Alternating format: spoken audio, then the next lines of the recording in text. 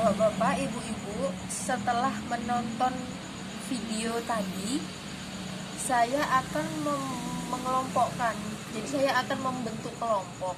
Satu kelompok itu ada 4 orang. Nanti bapak-bapak dan ibu-ibu sekalian itu harus mendiskusikan kira-kira apa sih yang harus dilakukan sebagai keluarga kalau misalnya keluarga itu memiliki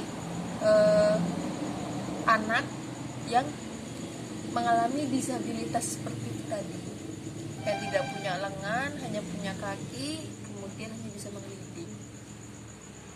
Yuk kita mulai dulu tugas diskusinya. Karena sudah saya bagi menjadi beberapa kelompok di sini. Nanti saya pengen dengar jawabannya dari salah satu kelompok. Ya? Oke. Ini sudah habis nih Bapak Ibu-ibu. Udah saya kasih waktu 10 menit untuk berdiskusi. Sekarang saya mau dengar hasil diskusi dari Bapak Solikun.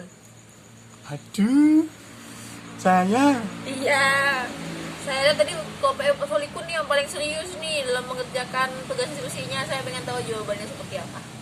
Jadi apa yang harus dilakukan oleh suatu keluarga jika anaknya ataupun mungkin anggota keluarganya mengalami disabilitas seperti anak yang tadi kita tonton di video.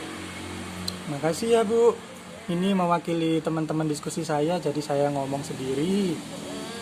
Ya namanya juga kita sebagai orang tuanya, ya mau nggak mau kan juga harus merawat. Apapun itu juga hasil kerjasama antara orang tuanya, kedua orang tuanya. Jadi apapun juga harus dirawat, dia tetap anak kita. Ya, benar, Pak. Tetap dikasih dukungan biar dia tetap semangat untuk hidup karena dia juga berhak hidup. Betul. Ya, cuma itu Bu bisanya. Oh iya, nggak Kayaknya apa-apa. buntu. Iya, nggak apa-apa. Itu sudah cukup mewakili sebenarnya tentang masalah disabilitas ini, Bapak Ibu. Jadi memang kita menyebutnya sebagai anak istimewa ya, bahasa halusnya. Jadi biar mereka itu tidak merasa rendah diri atau merasa kurang percaya diri dengan keadaannya seperti itu. Istimewa. Ini anak istimewa karena dia memang mungkin diberikan anugerah oleh Tuhan dengan keadaan yang sedikit berbeda, makanya dia dibilang istimewa.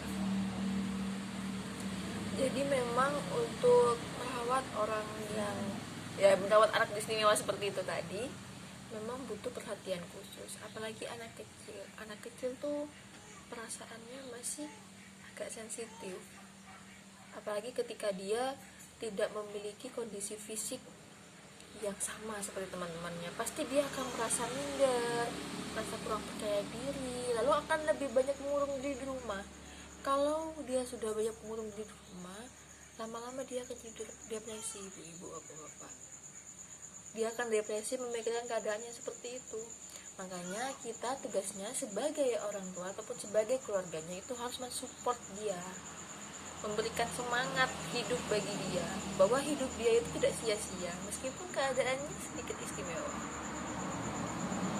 Nah, saya mau menjelaskan nih di flip chart yang saya bawa tentang penyandang disabilitas.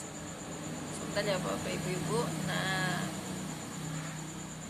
jadi yang dikategorikan sebagai penyandang disabilitas itu yang pertama adalah terutama yang disabilitas berat. Yang pertama adalah orang yang memang tidak bisa berjalan. Yang kedua adalah orang yang tunanetra. Tahu nggak tunanetra itu apa? Buta Bu. Iya, bahasa halusnya orang yang tidak bisa melihat. Oh iya, tidak bisa melihat. Iya. Buta kasar. Enggak apa-apa Pak. Lalu yang selanjutnya, orang yang hanya bisa menghabiskan waktunya di tempat kasur saja. Ini bukan orang males ya, yang maksudnya menghabiskan waktu di tempat ataupun di ranjang kasur. Maksudnya ini adalah orang-orang yang memang tidak bisa melakukan kegiatan apa-apa. Jadi misalnya dia polio atau mungkin dia memiliki gangguan syaraf sehingga dia tidak bisa melakukan aktivitas seperti orang-orang lain. jadi dia hanya bisa tiduran saja di ranjang. Nah, orang-orang disabilitas berat ini adalah orang-orang yang sudah pasti membutuhkan orang lain, karena dia tidak bisa melakukan semuanya sendiri. Beda dengan orang-orang yang disabilitas ringan, contoh misalkan seperti orang pincang gitu. Itu termasuk disabilitas ringan. Karena apa? Karena sebenarnya dia masih bisa melakukan kegiatannya sendiri meskipun tanpa bantuan orang. Hanya saja kegiatan yang dilakukan tidak bisa maksimal karena kekurangan yang dia punya. Kebayangkan kalau misalkan kita punya keluarga seperti itu terus kita nggak merawat mereka dengan baik, kasihan. Mereka juga memiliki apa tadi Pak Solikun, berhak Hidup. Mereka juga berhak hidup. Jadi kita orang-orang di sekeliling ini harus membantunya. Nah, terus apa aja sih jenis disabilitas itu? Jadi jenis disabilitas itu ada yang namanya disabilitas fisik. Jadi orang-orang yang memiliki kekurangan pada fisiknya. Tahu nggak fisik apa? Nih, fisik. Fisik itu yang terlihat, seperti ada tangan, ada kaki, seperti itu. Jadi orang-orang disabilitas fisik itu biasanya orang yang memiliki kekurangan pada fisiknya. Contoh misalnya ada yang kakinya hanya satu saja, jadi yang harusnya mungkin diamputasi atau mungkin karena suatu hal akhirnya dia hanya memiliki satu kaki. Itu disebut dengan disabilitas fisik. Lalu yang selanjutnya ada disabilitas netra, seperti yang disebutkan sama Bapak Solikun tadi, ya, orang yang tidak bisa melihat. Lalu juga ada orang yang disabilitas mental. Jadi maaf, saya agak ngomong kasar. Orang-orang yang disabilitas mental ini sama seperti halnya orang yang Gangguan jiwa. Gangguan jiwa, orang yang mengalami gangguan jiwa. Gendeng. Jadi ya itu betul saya Pak. Jadi saya makanya minta maaf tadi ngomongnya agak sedikit kasar ya. Jadi orang dengan gangguan jiwa, di mana dia memiliki keterbatasan dalam berpikir, dalam mengolah informasi. Terus dia juga nggak bisa berpikir rasional karena yang memiliki gangguan itu yang ya ada di otaknya gitu loh. Sedangkan otak ini adalah pusat dari semua tubuh. Kalau misalkan otaknya ini sudah mulai agak ada gangguan atau mungkin ada syaraf yang terganggu, otomatis semua hal itu tidak bisa berjalan dengan baik, tidak bisa dijalankan dengan baik oleh penderita ini.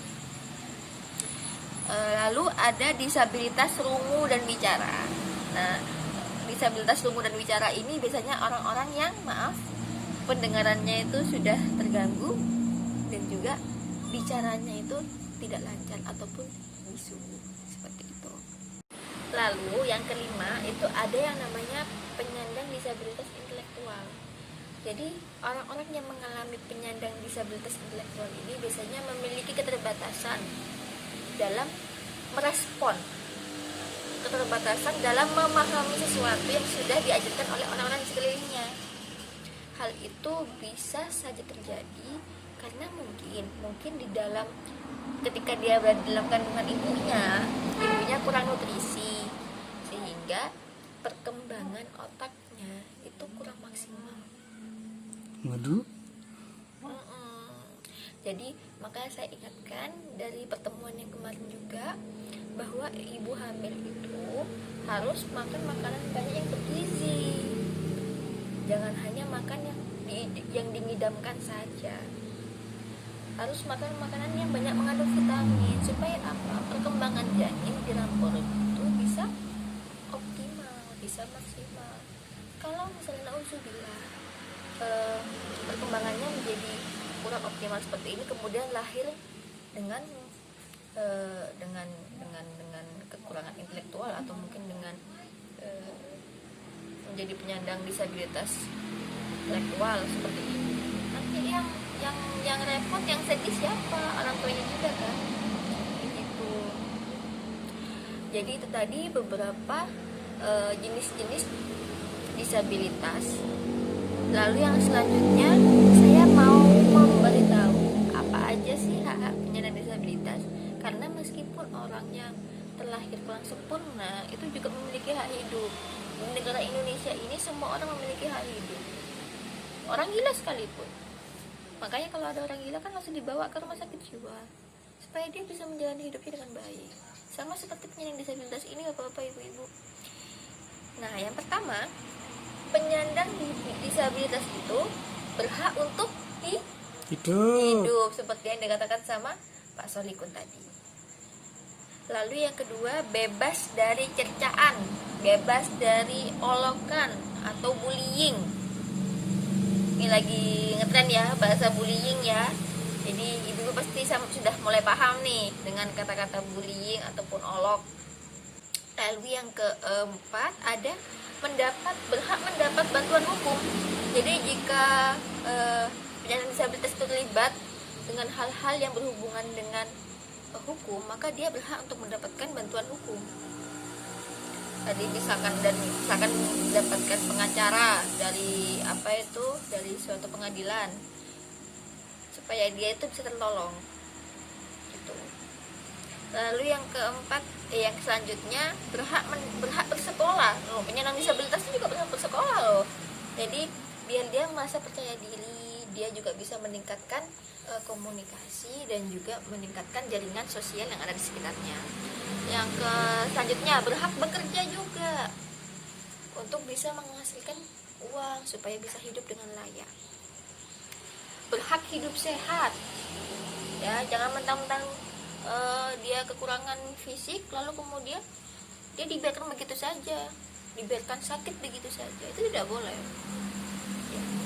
Lalu yang selanjutnya, berhak beribadah juga, sama seperti kita, dia juga berhak beribadah, memiliki kepercayaan dekat dengan Tuhan itu perlu, apalagi dengan keadaannya seperti itu. Jadi dia pasti butuh kebutuhan rohani supaya bisa lebih tenang. Yang selanjutnya, berhak berolahraga juga, tapi olahraganya harus ringan-ringan ya. Jangan yang kalau misalkan dia nggak punya kekurangan kaki kemudian dia disuruh lari, nggak begitu juga ya bapak ibu-ibu. Lalu bebas dari yang namanya kekerasan dan eksploitasi. Nah ini banyak terjadi nih, bebas dari kekerasan. Biasanya kalau orang-orang sudah sudah nggak telaten misalkan ngurusi penyandang disabilitas ini, wah dipukul, diapakan, mentang-mentang dia memiliki keterbatasan fisik, itu nggak boleh.